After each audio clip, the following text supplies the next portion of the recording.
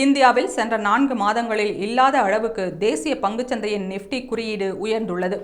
2 மாதங்களுக்கு பிறகு தகவல் தொழில்நுட்பம் மற்றும் வங்கிகளின் பங்குகள் அதிகரித்ததே இதற்கு காரணம் என்று கூறப்படுகிறது. இந்த வாரத்தில் 6வது நாளாக நிஃப்டி தொடர்ந்து ஏற்றம் கண்டுள்ளது.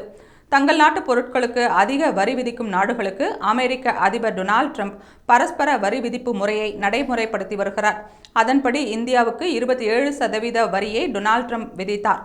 இது பெரும் பின்னடைவாக பார்க்கப்பட்ட நிலையில் மின்னணு சாதன பொருட்களான லேப்டாப் போன்றவற்றிற்கு இந்த வரி விதிப்பு இல்லை என்று அமெரிக்கா விலக்களித்துள்ளது.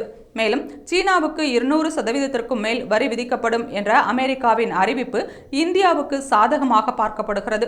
மத்திய நிதியமைச்சர் நிர்மலா சீதாராமன் 11 நாட்கள் அரசுமுறை பயணமாக அமெரிக்கா மற்றும் பெரு நாட்டிற்கு சென்றுள்ளார். 4 நாட்கள் பயணமாக அமெரிக்க துணை அதிபர் JD வான்ஸ் இந்தியா வந்துள்ளார். அவருடன் பிரதமர் மோடி வரி விதிப்பு உள்ளிட்ட முக்கிய விவகாரங்கள் குறித்து பேசியதாக செய்தி வெளியானது. இவற்றால் பங்குச்சந்தை தொடர்ந்து ஏற்றமடைந்து வருவதாக நிபுணர்கள் கணிக்கின்றனர். நிஃப்டியை பொறுத்தவரை அதிகபட்சமாக முதலீட்டு சந்தையில் 10.5% உயர்ந்துள்ளது. ரியல் எஸ்டேட் துறையில் 9.4%, தனியார் வங்கிகளின் பங்கு 9.2% உயர்ந்துள்ளது. இண்டஸ்இண்ட், ஆக்சிஸ் வங்கிகள், ஈச்சர் மோட்டார்ஸ் நிறுவனம் ஆகியவை அதிக வளர்ச்சியை பெற்றுள்ளன. இந்த ஏற்றம் ஏப்ரல் 24ஆம் தேதி வரை தொடர்ந்து நீடிக்கும் என்று பங்குச்சந்தை நிபுணர்கள் கணிக்கின்றனர்.